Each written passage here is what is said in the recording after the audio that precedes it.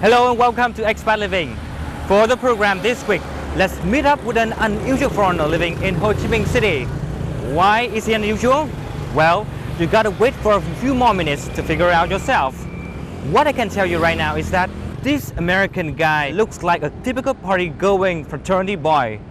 But actually he's got a deep understanding of the Asian philosophy, especially Phan Boi Chau's, one of the greatest revolutionists of Vietnam in the 20th century.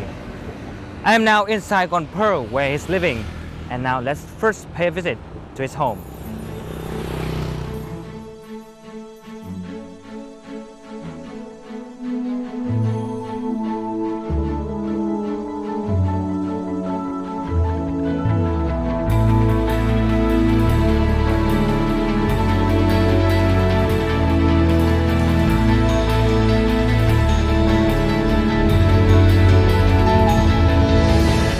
I'ma be that nail in your coffin, saying that I soften. I was ducking down to reload, so you can save your petty explanations. I don't have the patience before you even say it, I know. Hello, man. Nice to see you. Good to see you. Okay. Welcome to my home. Please have a Nice. seat. Thank you. So, this is Phan Boi Chau, your main subject of studying, right? Yes, I've spent a long time studying him, about 3 years now. I started learning Chinese history first, and I've been doing that for about 10, 11 years now. Wow, 11 years. Yeah. That's a long time. Phan got connected to a Chinese intellectual named Liang Qichao, and I'd studied Liang Qichao starting a long time ago, and I found him profoundly interesting. He was a journalist and a nationalist and an intellectual. And later, when I started getting interested in Vietnam, I discovered they'd had this connection, and so I started studying Phan and found him to be profoundly interesting and full of all sorts of great ideas in terms of Vietnam, the development of the nation of Vietnam, and Vietnam's history. And so I started to sort of move from Chinese history to Vietnamese history, and then eventually it sort of took me completely. And now my dissertation is about Phan and his thought. What's significant in Phan's philosophy that interests you? Phan was a Confucian intellectual and had learned the Confucian classics. He'd spent time working his way through the examination system. And he was actually 38 years old before he left the country to go to Japan. So he was very much a traditionalist in many ways. Yet at the same time, this man who was so traditional and so steeped in Confucianism managed to move forward into the modern world in such a profound and powerful way and rethink almost the entirety of his understanding of how politics could operate. So this man had made such an incredible transition from traditional thought and the Confucian background to a modern Vietnamese nation, yet at the same time manages to keep so many of the ideas that he'd been brought up under, ideas of heroism and righteousness, justice, many of these Confucian values that are still important in Vietnam today. As he works on his PhD, with an emphasis on Vietnamese history, Matthew has been cultivating a vast collection of knowledge of Confucianism and its influence in Vietnam. He thinks Confucian thought is still relevant in modern Vietnamese society. Confucianism is an important part of Vietnamese society because it ties families together in a way that you simply don't see elsewhere. Children feel beholden to take care of their parents. Parents feel beholden to provide for their children. And you see this stronger here than I've just seen anywhere else. Children send money home, or even when they travel abroad overseas, there's an incredible amount of money sent back as remittances to Vietnam. I think that's a direct effect of Confucian values, Confucian legacies. During his research, Matt fell in love with Phan Boi Chau's poetry. Most of the poems that he's read contain various layers of meaning. Even for a Vietnamese person, the poems pose interpretation challenges but Matt managed to grasp at the poem's essence. Đồng hồ báo thức, vì sợ người đa ngõ quá say, liệu gom đánh thức ghé đến ngày. Giờ chơi kia nhớ mời hãy tiếng, mãi tháng thiêng liêng một sợi dây. Trường có hỏi kêu người phải đến, phút không khí nghĩ đất hàng xoay, khen gió đại ngộ ngần mình nhị. Reo đã bao lâu cũng ghé thay. He's talking about a time for people to wake up and to realize what is going on. Phan was so concerned that so many people in Vietnam simply accepted French colonialism and understood it as simply the way things were. And what he wanted to do was to change people's entire perspective on the world, to say that what existed, the suzerainty of the French, and also what existed in terms of the monarchy didn't have to be that way. A different world was possible, different ideals were possible, and the first thing that people had to do was to wake up. His PhD thesis is advised by Professor Nguyễn Tiến Lực, the head of the Japanese Studies Department of University of Social Sciences and Humanities, Ho Chi Minh City.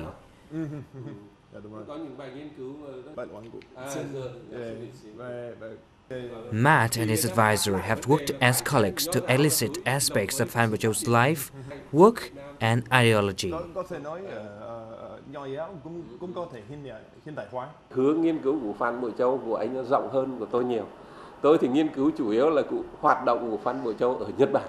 Tất nhiên là muốn nghiên cứu như vậy thì cũng phải nghiên cứu trước sau cái giai đoạn đó như thế nào nữa. Nhưng mà cái hướng của anh này còn mở rộng là cái của Phan Boi Chau hoạt động trong cái bối cảnh quốc tế của Đông Á vào cái thời kỳ đấy, nhất là cái hướng tiếp cận trong cái những cái tác động nào, những cái nào để tác động ảnh hưởng đến cái tư tưởng của Phan Boi Chau.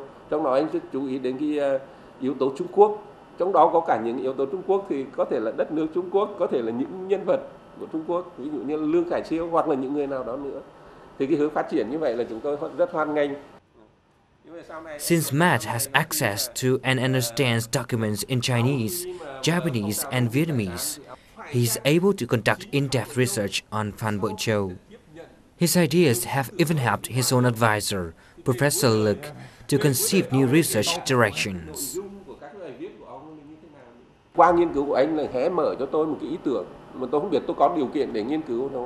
Phải chăng chính sau khi cô tiếp nhận rất là nhiều cái tư tưởng mới, nhưng mà cô vẫn nhìn thấy cái giá trị rất là quý của tôn giáo, của nho giáo, cho nên cũng quay trở về cuộc nghiên cứu. Thì cái hướng của anh là đôi khi mở ra, nếu tôi tiếp tục nghiên cứu thì tôi lại đi theo anh.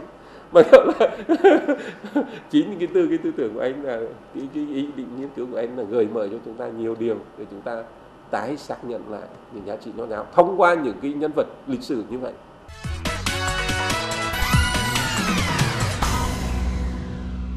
So Matthew has a habit of visiting some memorial sites to reflect Phan's ideas of sacrifice.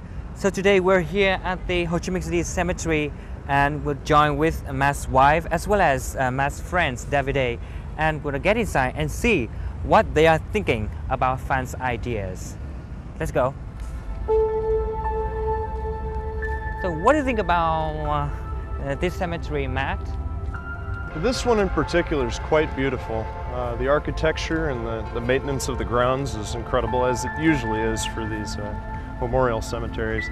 And I like coming here for a number of reasons, one of which it's quiet. And it gives me a great place to reflect on Phan's thinking about collective sacrifice. And of course the collective sacrifice that millions of Vietnamese have made over the course of a number of wars. Phan obviously didn't know that such incredible sacrifice was going to have to be made before Vietnam would become an integrated and independent country. But he certainly understood that sacrifice was one of the most important aspects of the creation of a nation. And when I come to these places, I feel a profound sense of reverence, and I can connect with a lot of his writings on what he considered to be nationalist saints, both here in Vietnam and also around the world. The fact that here the sacrifice of the mother is placed front and center is made the most important part of this memorial.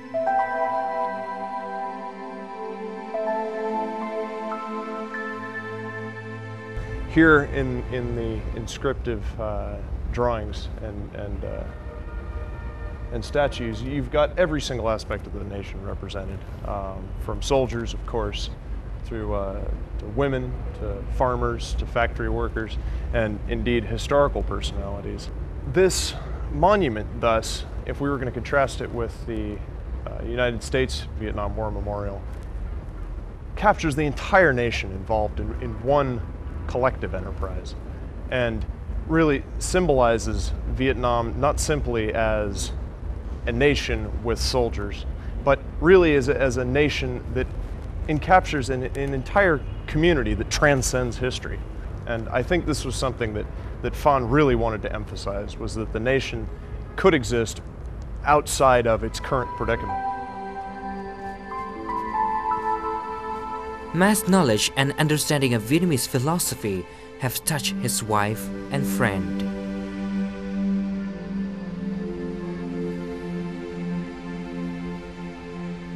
Matthew has such a nice, being an historian, but he still has such a big art, and the attempt that he makes to really sort of reconnect, and so not just be something theoretical that he studies out of books and have virtually no meaning, but actually try to build back a real connection with real events or things that really happen.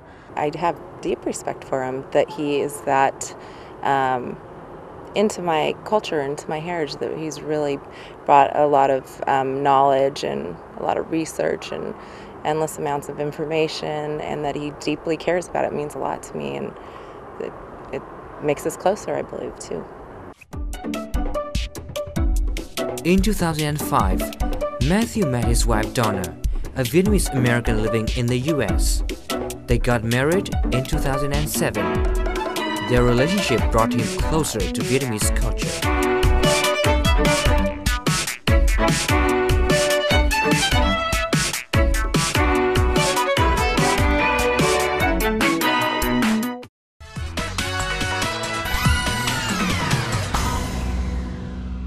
Now you know Matt has a profound knowledge as a historian and philosopher at the same time.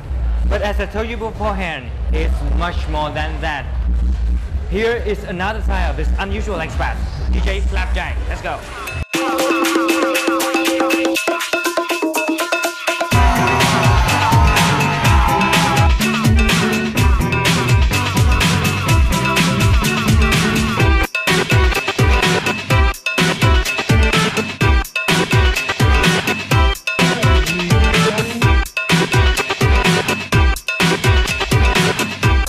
Like the music, it makes me happy, so I try and bring something that's something they haven't heard before, but something they're going to enjoy. And I spent a long time online and going through record shops looking for good music. And so when I find something, I take it home and I work on it for a while and figure out how I can work it into a set. Then I bring it to a dance floor and see what happens. It doesn't always work, but when it does, it really feels good.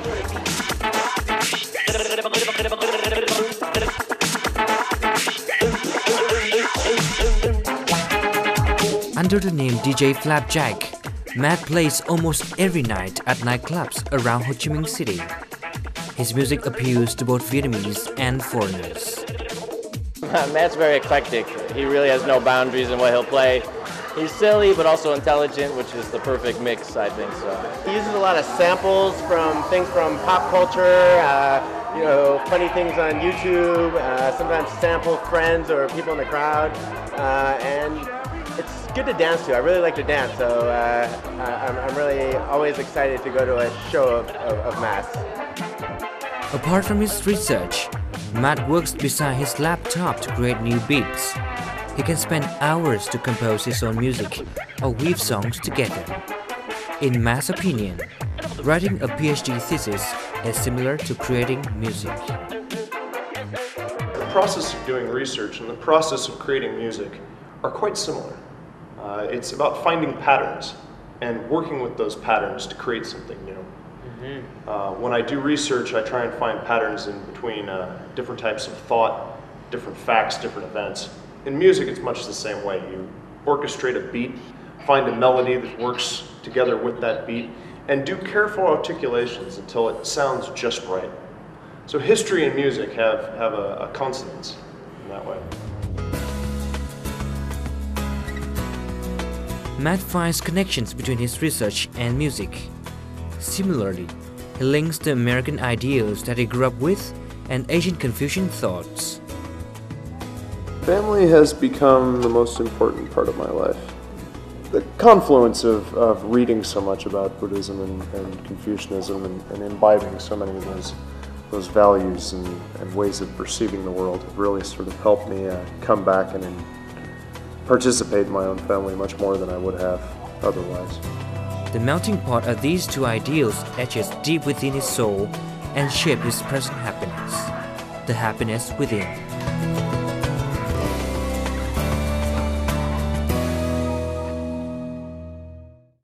And as usual, if you have any comments or suggestions, please send them to our email address as always, expatliving@vtv.vn. We do appreciate it. Thank you for your time and goodbye for now.